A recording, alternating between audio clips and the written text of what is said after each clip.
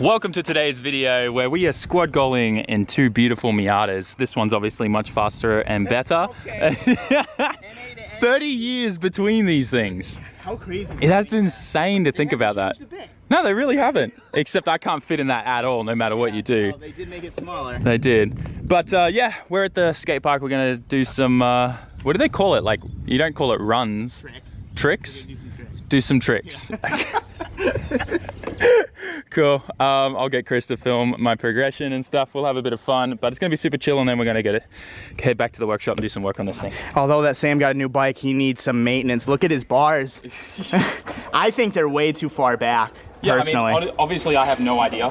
This is my first BMX bike. Yeah. So yeah, Chris has given me some advice saying that this is like here, it needs to be level with. Yeah, I just think it's a little too far back. Like, I mean, it is preference, but like me personally, I can't even ride like that. I think you'd be right because look how long my arms are. Yeah, it's just like too sucked in, you know? Yeah. It's just an uncomfortable ride. And that probably explains why I feel so stiff on the bike right now. You do look a bit stiff, huh? Yeah. But I was trying to teach him how to pro hop over this little. We should try that for the video. Right, yeah. Let's do that because it gets a little sketchy. It gets very sketchy. And I have a helmet on, so yeah, we're doing better. You don't have a helmet yet. No, I'm to a ride. Oh, okay. Good. So let's go do that jump. Let's do it. So I'm trying to get him to pro hop onto there, pro hop over this little gap to just ride off. He gets the first one usually, but the second one he always stumbles on. Oh. All right, take two. One more.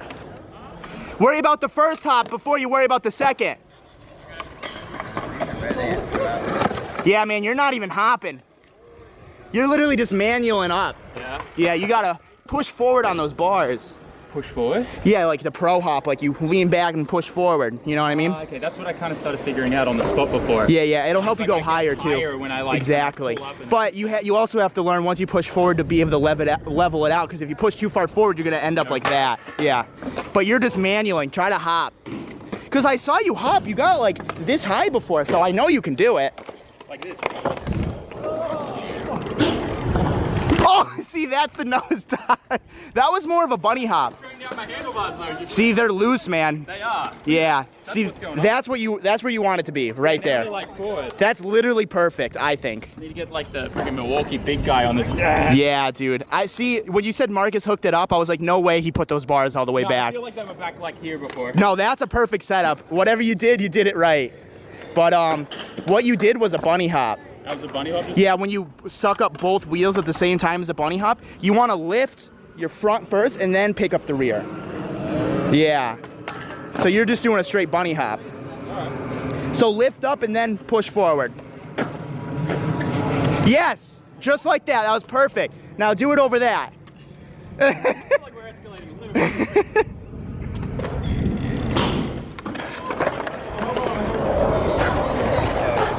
That was good. You cleared it that time. Huh? You cleared it that time. Yeah. All right, let's give that a break because I'm screwed. We're gonna be trying to come back here every day now that it's back open, me and Chris. Yeah. We're gonna get our cardio and fitness back up. I can't even ride for 10 minutes without dying, so. Yeah. We were up to half an hour before we stopped. Yeah, we were here for like a solid 30 minutes. Yeah. Now we can't even last 10, 15. Yeah, and it is hot, but. Premature BMXing. Next time we come, he will get hump to hump, 100%. circle to circle, whatever you want. Oh, okay, let's see it.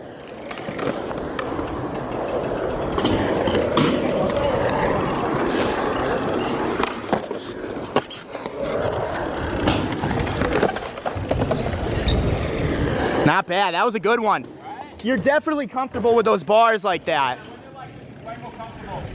Yeah, no, they're already looking so much better. Yeah, it feels good too. Yeah, way better. Dude, when I hopped on your bike, I tried to air out and I thought I was gonna die. Yeah. It was so Why scary. I feel so stiff on this thing. Yeah. So we'll go tighten these and that'll help me a lot because the other day, like, I was trying to do 180s and it was... Yeah, it almost looked like you were back to square one. Yeah. But no, I feel much comfortable now that these are far further forward. Yeah. No, that's good. All right, cool. All right, sweet. Enough BMX. I can't speak. BMX? So exhausted. Enough BMX progression for today. Tune in for tomorrow. Let's get to some car stuff. So back at the shop now, and don't let this freak you out, okay? The car is up on a jack and jack stand, and there's an engine crane in front of it. No, we are not taking the engine out. There is no problem with the engine whatsoever. What we are having a problem with are the engine mounts. You guys have been saying in the comment section this engine moves around way too much, and that is because I'm just using brand new OEM engine mounts. I thought that would be enough, but no. So what I have to replace them are these Megan Racing reinforced and stiffened rubber engine mounts. Now, these are not the stiffest engine mounts that you can get out there, but they are way better than the OEM stock ones and should stop the engine moving around as much as it is now. So we're going to start with the left side, move to the right side.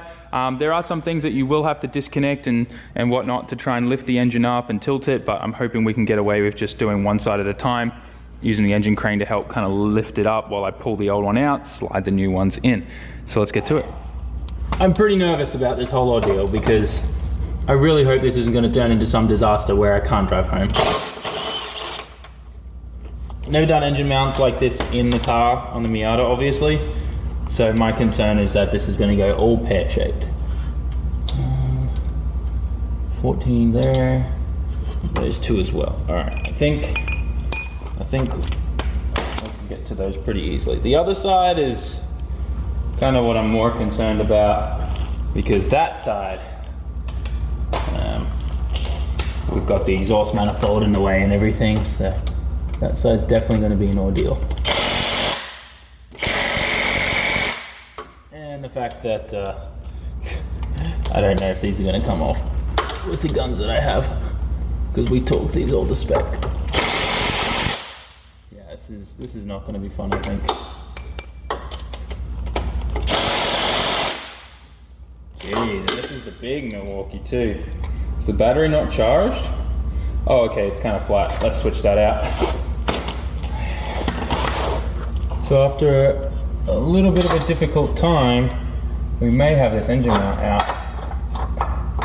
Well, kind of.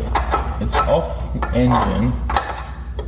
We may have to just force the engine up a bit to try and get this out a bit more. How close are we? I mean, we're pretty close. Let me just try pulling the engine up a bit more, and then we might get that one out. Oh, there we go. Ah. Oh boy, that was difficult. I think I scratched the block paintwork, but I think that's okay. At least that is out. Woo! So the next thing is we got to take the engine mount off the engine mount bracket, like so. Now I'm actually really curious to have these side by side to the Megan Racing ones, just to see what the big differences are. But oh my gosh, I can move this with my hands, guys. This is insane. Yeah, the OEM one is crazy. Like, I don't know if you can tell, but I'm just squeezing that and look how much it flexes. I can even twist it. Look at this, right? Yeah, and I can tell you right now, these Megan Racing ones aren't gonna do that. You can already tell just by looking at them, the rubber looks entirely different. But let's just see, right? Let's try squeezing this. I can't feel any movement at all. Try to twist it, nothing. I can't budge it. So here's a comparison. These two guys here, you can see the Megan Racing ones are actually maybe a tiny bit smaller. But yeah, these look way better than these. I can't get over these. Look how much they flex, man. Just like two fingers right there. That's crazy. No wonder the engine moves around so much. So now we're gonna put the first one in to the engine bracket, tighten this on. I really do hope that the turbo side goes pretty easy as well, like this side. Otherwise I'm probably going to cry. Alright, well, I can sit this bad boy back in now. Let's get under here, slap her in, and then move to the other side. So I've got this side jacked up now, and this is the turbo side, and you can see that we're definitely going to have a bit of fun because the manifold's kind of in the way there in the steering shaft of those 3 bolts that we need to get undone. But I think with a swivel socket we'll be able to get in there, so we should be able to make things work with this little guy. The good news is I got this side out. It was not easy though. I had to in fact disconnect this from this just to even get it out past the steering column and everything that's going on in there. I had to loosen the bolts on the exhaust manifold as well to just get a little bit of space off it so that I could then get that bolt out as well. So it's been fun. Now I got to put the Megan Racing one on and everything, but I can't put these two together until I slide them in position in there. It's a little bit of Tetris, that's for sure, for this side, because the manifold runners are definitely really close and in the way, and you got to use a pry bar, and it's difficult. Almost, I would say it's almost easier to think about taking a whole hot side off just to get to it, but you can do it this way. It's just a bit time consuming. So it's literally been about another 2 hours since I last picked up the camera, and I don't really want to talk about it. It wasn't a good time, but I can now let the engine down and we can tighten up the engine mount bolts and all of that. I'm just glad that it's finally done and I didn't have to take off the entire hot side. Although, when I think about it, it probably would have been faster for me to take off the hot side to get to this side of the engine mount than everything that I had to do to be able to just get in there. It literally took me 2 hours to just get that bolt in by hand while holding the manifold up that I'd loosened all the bolts with a pry bar with my other hand. It was, yeah, let's not talk about it. It was not a good time. So anyways, now we can push this out of the way. I'll get under there, put the nut and washers on both sides. We'll tighten the engine mounts, make sure everything's all good, lower the car, and then we're done. Oh man, I'm just glad that this is done, and I really hope that this engine doesn't now like still move anywhere near as much. I think we all know that it's not going to, just because these OEM mounts are, they're so soft, man. I'm surprised they're not split, hey, with the amount my engine was moving, honestly. It's insane. Look, 2 fingers, you can see how much I can flex that. That's crazy. I've got this thing on the ground now, and my biggest question is whether or not this engine still moves around like crazy. So let's start this thing up, give it a few revs, and just see if it's moving around like it used to. I think the best test is going to be when we see it on the dyno in the next couple of days, that's for sure, but... Yo! Nowhere near as bad. I could tell just by watching it crank. That would be moving right now. Let's just see.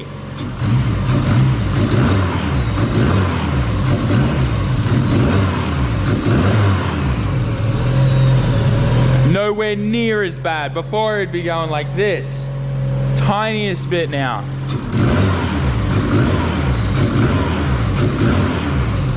Nowhere near as bad.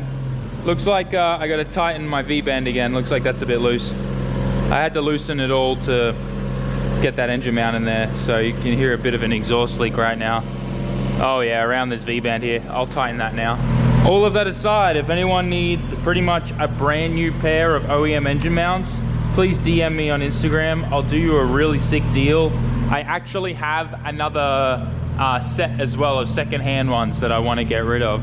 Like I said, a lot of this stuff I'm going to be listing up. These are all just old Miata parts that I got from my 2 engines and stuff. And we'll be listing a bunch of this stuff up, so keep an eye out for that. We'll do a big fire sale. Man, this car, it feels so good. It's insane. Oh man. So it is now the next day and the car drives so much better. It's insane with those engine mounts. And you may be thinking, what are you talking about, Sam? They're just engine mounts. How does that make the car drive better? And I've touched a little bit about this with the S15 before in Japan, and a lot of people were asking about the whole what's the purpose of a torque dampener and why do we always put Nismo engine mounts and stuff like that, those hardened engine mounts in our S chassis, and same with Skylines and things like that. Like, why would you need a torque dampener? And we always talk about how it affects how the car shifts, especially in drifting, especially places in Japan when you're going for that third to second shift or second to third shift. You always generally have issues with misshifting and we're not going into gear at the right time and stuff like that. Now, if you've ever drifted and you have an S chassis or an R chassis, you know what I'm talking about. And it's not just those chassis, many other chassis have the same problem. Now, with the Miata, I feel that shifting is so much easier. In fact, the clutch engages a lot better too. And this is all because of the engine mount and how now it doesn't flex so much the whole engine. So with the torque dampener, that little kind of strut suspension kind of cylinder that a lot of people talk about that they see between their strut tower and top of the engine that stops it from moving, actually helps with shifting because it's stopping the engine from torquing and moving around. And when you're drifting and you're at the top of second gear, like you're about to hit 7,000 RPM, 6,500, and then you bang the clutch in to then go into third, the engine is fully torqued over, and then all of a sudden it's going back to reset. And while everything's moving and you're trying to shift, that interferes with everything going into gear. The same thing was happening with the Miata with those crappy engine mounts, and now the thing shifts amazing. And I know this isn't something that a lot of people talk about, and it's something that you normally don't think that like changing engine mounts or putting a torque dampener on your engine would help with shifting and misshifting, but it does. So if your engine's moving around a lot, that will affect you being able to shift quickly. So a little pro tip for you guys that Oka-chan taught me at Yashio Factory, and that's now got me excited to go drive this thing again once we're back in Japan. But that aside, the Miata drives like an entirely new car again just because of those engine mounts, and I'm beyond ecstatic about doing some motorsports things with it to test it out and make sure it doesn't break. Now we need to address the diff, we need to do something about the transmission most likely, but we will deal with that in the next coming days. I need to go to Treasure Coast Miata and get some parts. They're gonna hook it up, but for now, thanks for watching. Smash that like button, write us a comment, and I'll see you all in tomorrow's video. Peace out. Ciao mata.